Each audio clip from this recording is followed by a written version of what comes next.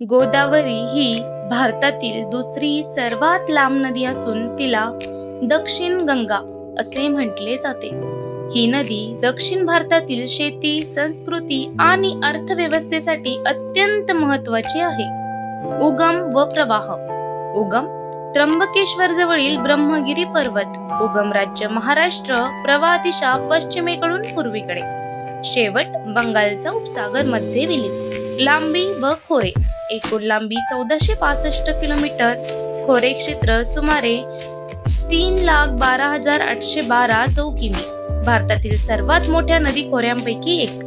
प्रवास करणारी राज्ये. गोदावरी नदी खालील राज्यातून वाहते: महाराष्ट्र, तेलंगणा, आंध्र प्रदेश, छत्तीसगड, ओडिशा. प्रमुख उपनद्या. डाव्या काठच्या प्राणहिता नदी, इंद्रावती नदी, सबरी नदी. उजव्या काठच्या मंजेरा नदी, पेनगंगा नदी, प्रवरा नदी.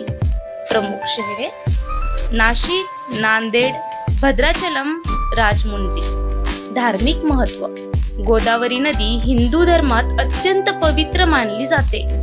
कुंभमेळा नाशिक येथे गोदावरी काठी भरतो. रामकुंड येथे स्नान पवित्र मानले जाते.